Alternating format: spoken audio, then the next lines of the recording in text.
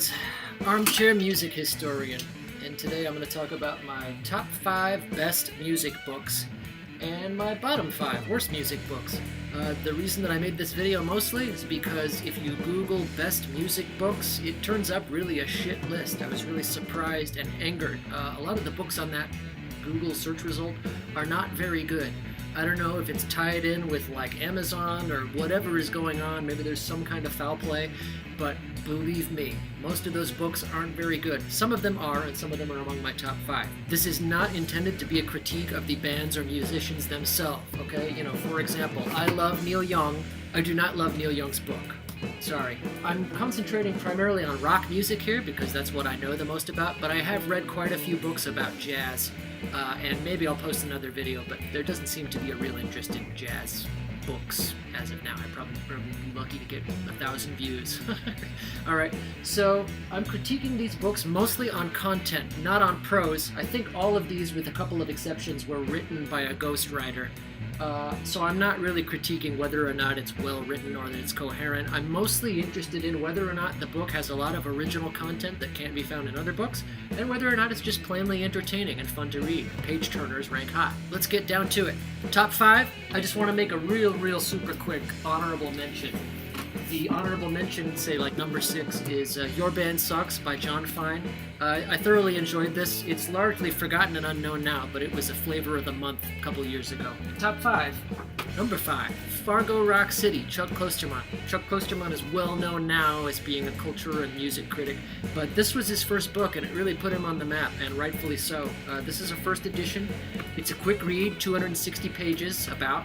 This is more or less a combination biography and heavy metal history lesson, kinda. He talks about his own life and growing up in Fargo, North Dakota and being a heavy metal dude. And he has a lot of very interesting musings and ruminations on heavy metal and why certain things are the way that they are, and how heavy metal emerged as a cultural item in the 80s with MTV and in the 90s and so on and so forth. But it's thoroughly very entertaining. The earlier chapters in the book are real quick. You can probably get through one in about 20 minutes, but like most books in the modern era, the chapters get longer as you get through the book. So try to hold on, but it's very entertaining. I highly recommend it. Number 4, Our Band Could Be Your Life. This book is different from all of my other top 5 because this book was not a page turner, I'm sorry to say. It took me about a year to finish this book. Most of you probably recognize Michael Azerrad as the guy who wrote Come As You Are, the definitive, what most people deem to be definitive Nirvana biography. I didn't actually really like that, and if you're interested in a Nirvana biography that's better, I recommend the Everett True book called Nirvana: The True Story. But let's get back to Our Band Could Be Your Life. It chronicles about a dozen bands or so from the DIY hardcore punk scene of the 80s. It reads like a list of who's who in indie rock. I don't know if you can see there. You should probably already be somewhat familiar with this book.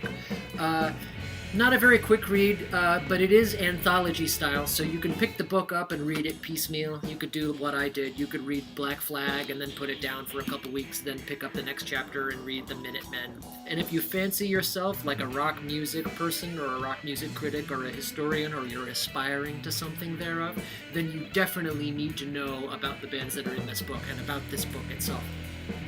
Number 3, Light My Fire, Ray Manzarek. This is actually a hand-signed first edition that I found in a bookstore for $5, and maybe that's why it means so much to me, because it was such a stab in the dark. But I like this book for 2 reasons. Number 1, it has a lot of very good Jim Morrison anecdotes with a lot of Jim Morrison one-liners that I've never read anywhere else. And it has a lot of truth in it. Ray Manzarek did not like the Doors movie. He was not a fan of Oliver Stone. He derides Oliver Stone throughout this book. But it actually talks about how hard it was for them when they were starting out. They couldn't get signed to a record label. They couldn't get any gigs. It's a great book. Of all of the people about Jim Morrison that I have read, I trust Ray Manzarek's account most. So I highly recommend Light My Fire. Number 2. This is probably the best book about a band that I have ever read, and this is Paul Stanley, Face the Music. I understand, not everybody likes Kiss. They're kind of an either love 'em or hate 'em type band. I'm not a huge fan of the band, in spite of the posters that adorn my wall. I mostly just kind of actually just really like the posters. But I do know Kiss and I know their music, and this book is great for the same reason that Light My Fire was. It debunks a lot of the silly rock and roll mythology. Paul Stanley was an awkward Jewish kid with a deformed ear. And he wanted to succeed, and succeed he did. You know, changed his name, they put on makeup. I admire Kiss for that. The best thing about this book is the Ace Frehley, Peter Criss anecdotes all throughout, and there are a number of YouTube videos that feature audiobook excerpts from this about Ace Frehley and Peter Criss, and you can look that up. They're great, I assure you. Some of the best rock and roll stories here about Ace Frehley. Number 1, the best music book that you can get is definitely this. Henry Rollins' Get in the Van. This is the best music book that I have ever read.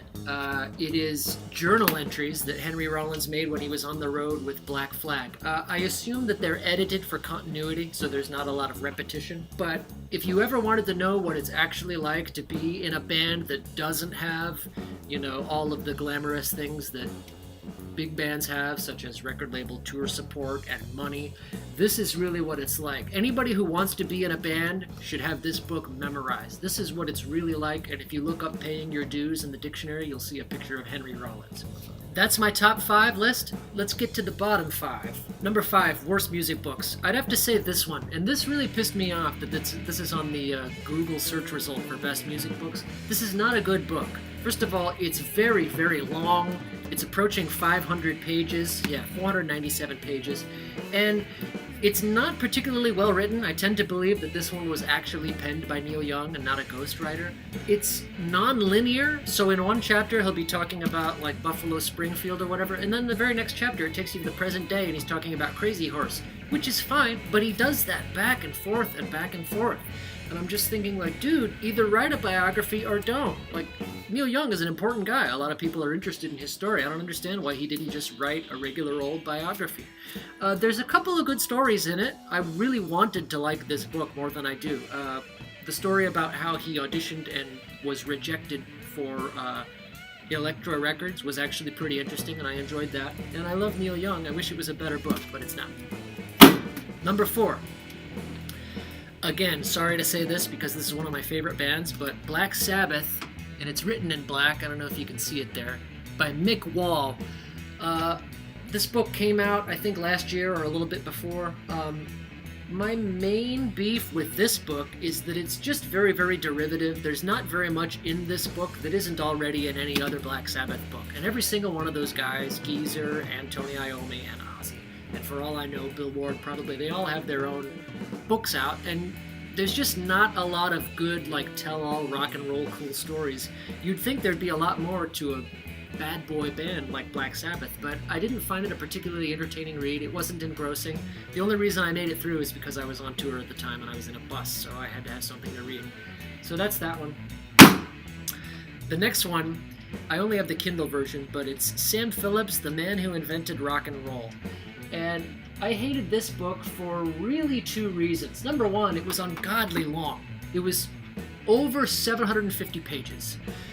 Peter Guralnick is without a doubt a rockabilly historian par excellence. He's really in a class all his own. As an historian, he's magnificent. I give him that. But as a writer, I find him very verbose and pedantic. And I question his judgment. You know, not a lot of people are interested in Sam Phillips. People are mostly interested in what revolved around Sam Phillips, and I wanted to know more about that. I was in a play called $1 Million Quartet at the time, and I really was hoping that this would give me everything that I needed to know.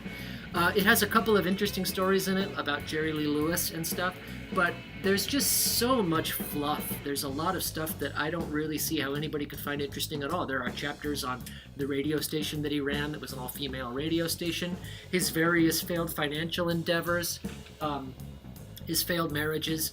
I just really didn't find them all that interesting or pertinent to rock and roll history, but it's just my opinion. Number 2, we're getting really toward the end here, and I have to tell you, as a huge fan of this band, I was very disappointed. But Kurt Cobain Journals. If you look up Shameless Cash Grab in the dictionary, you'll see a picture of this book. I'm sorry to say that whoever put this book together was very, very misguided. This is basically a picture book of Kurt Cobain's various journals that he kept when he was alive. And there's some interesting stuff here, like you can see half-written song lyrics, you know, and stuff, and you can see where some of the ideas to some of his songs came. If you're a big fan of Nirvana, you'll see fragments and pieces of the songs, and Kurt kind of pieced them all together. But that's really it. That's all that this book is really good for. It's not really a journal in the sense like Henry Rollins' book was. It's very loose and fragmented. There's no continuity from page to page. And overall, I really lament that it was not transcribed. It's in Kurt's original handwriting, which I understand that might be interesting to some people, but a lot of it's just plainly illegible. There's a lot of chicken scratch, and there's a lot of free association writing in here and stuff. And I'm sorry to say that it's just not a very well conceived or put together book. It's just a shameless cash grab from the Kurt Cobain estate or whoever it was who saw fit to put it together.